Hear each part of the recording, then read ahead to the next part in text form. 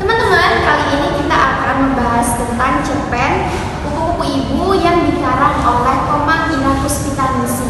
Nah, cerpen ini pertama kali diterbitkan pada tahun 2006, di mana pada masanya cerpen ini sangat viral dan juga ditulis oleh salah seorang penulis terkenal kelahiran Denpasar tanggal 23 Juli 1986.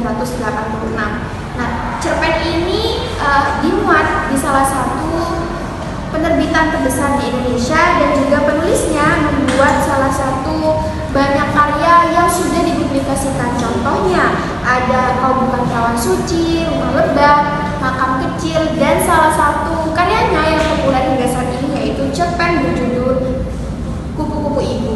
Nah, di sini kelompok 5 akan menganalisis unsur implisit dalam cerpen Kupu-Kupu Ibu. Yang kita akan analisis adalah dari tema, alur, dan juga unsur-unsur intrinsik yang terdapat dalam cerpen ini. Nah, sebelum kita masuk, kita perkenalkan dulu. Di sini ada kawan saya bernama Tawa Wulandari, selanjutnya ada Safra Salsabila, ada Tri Andika Mistiani, dan yang terakhir ada Reza Fikria, dan saya sendiri sebagai pewawancara yaitu Wardatul Hasanah.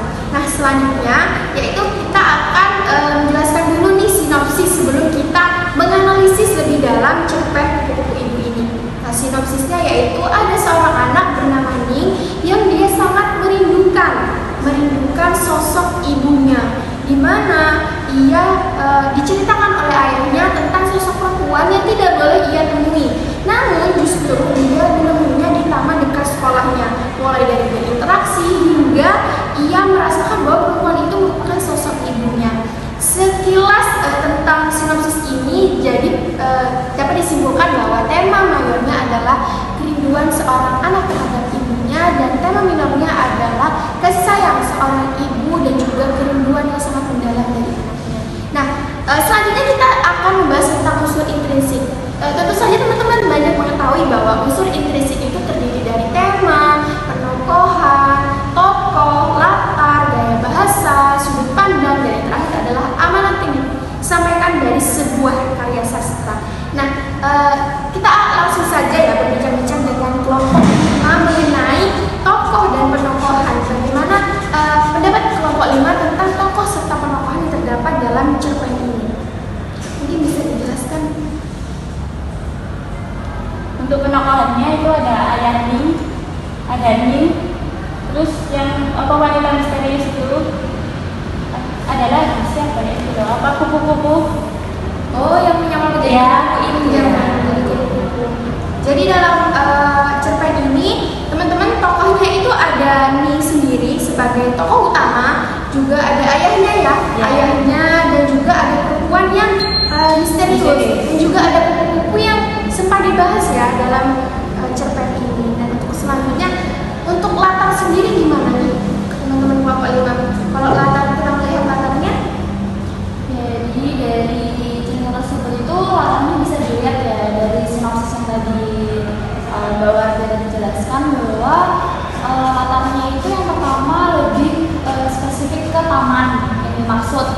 Yang maksud taman yang dia nemuin kupu-kupu itu yang pertama. Terus sepertinya itu ya. Terus habis itu waktunya itu di waktu senja ya, sore ya, waktu menjelang maghrib. Jadi senja, terus habis itu suasananya itu sedih karena kan merindukan sosok ibu. untuk gaya bahasa sendiri menurut kelompok 5 apakah gaya bahasanya seperti apa? Kalau menurut saya sih gaya bahasanya sulit dipahami ya, karena pembawaan dari orang itu diksi-diksinya itu kurang dipahami oleh orang awam. Jadi mungkin banyak plot-twist yang bakal kita temui di cerpen-cerpen ini. Iya, nanti kita akan bahas lebih dalam ya tentang menganalisis tentang cerpen Kupu-Kupu Ibu ini. Tapi sebelum kita menganalisis, saya coba tanyakan sudut pandang. Gimana sih sudut pandang dari penulisan cerpen Kupu-Kupu Ibu ini? Kalau menurut aku sudut pandang dari cerpen ini itu menggunakan sudut pandang yang pertama, guys. Soalnya menggunakan artinya. iya, kata-kata ini. Lalu dalam penulis ini juga menggunakan kata-kata aku. Nah, jadi pada kata-kata aku ini menggunakan sudut pandang orang pertama. Nah, oke. Kita tadi sudah mengulas sedikit ya tentang unsur intrinsik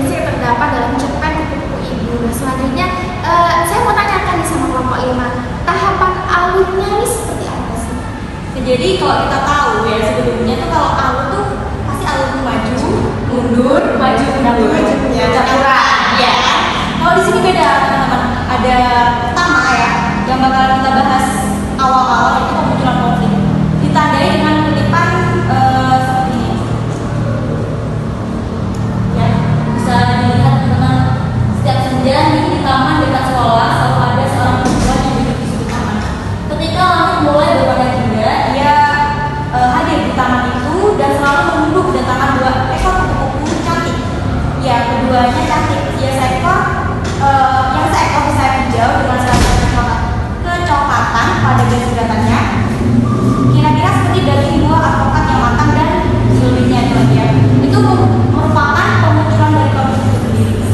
Soalnya apa ya, dari situ kita tahu bahwa itu kalau dilihat di kutipan yang ada di dalam.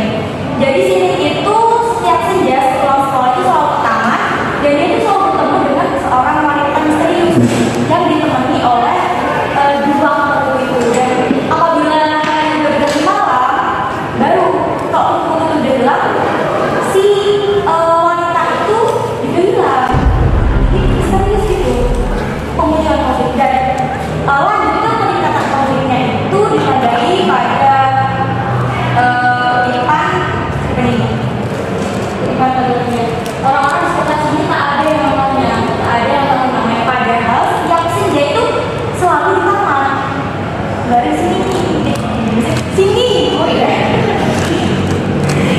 Tapi orang-orang sekitar itu gak ada yang kenal, gak tahu rumahnya, gak tahu dia siapa, bahkan gak tahu, gak pernah berbicara gitu loh. Jadi apa ya? Karena kan orang-orang sekitar bukan gabung, seperti ini benar-benar sangat misterius ya. Bisa dibilang gak ada sih, kayak gak ada. Iya, ada.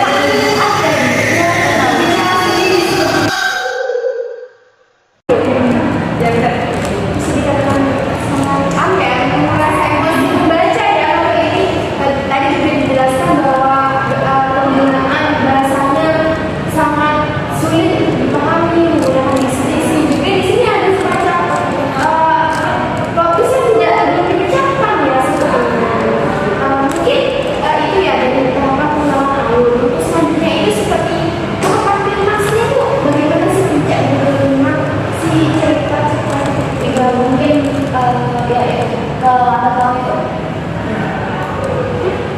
Jadi bisa diambil dari kutipan yang ada di layar tentang ambil laut atau mulai curiga dengan keberadaannya di taman. Nah, orang-orang di sini itu tahapan klimaksnya itu mulai curiga dengan keberadaannya sini yang mulai mencari tahu, dan dia tuh setiap bisa dibilang setiap pulang sekolah ya menjelang senja dia itu kan selalu ke taman. Jadi orang yang di sana itu mulai curiga, ada apa sih anak ini kok selalu ke taman, dia selalu mencari kupu-kupu itu atau dia menemui kupu-kupu itu.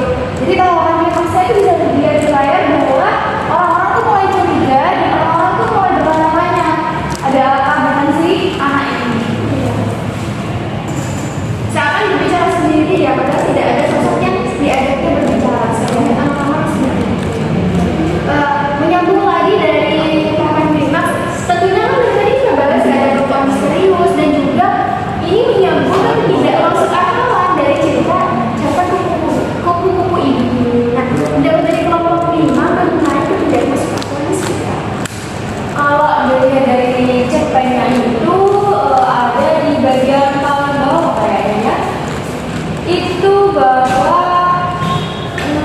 kutipannya itu, nah, dalam apabila hanya ini, apalagi bila hanya ingin bermain dengan kupu-kupu yang sedang menemaniku atau sekedar ingin membawa kupu es krim atau buah apel, kau bisa bermain dengan kupu-kupu lain yang mungkin lebih cantik dari kedua kupu-kupu di taman ini dan seterusnya ya teman-teman. Jadi suspense dalam cerpen ini menurut aku itu si wanita misterius itu kayak gimana ya, bingung. Ini kupu-kupunya itu perempuan ini gila atau emang karena diusir oleh warganya atau memang dia itu meninggal. Jadi sepanjang mungkin ya kayak masih aja tidak ada banyak banget ya kayak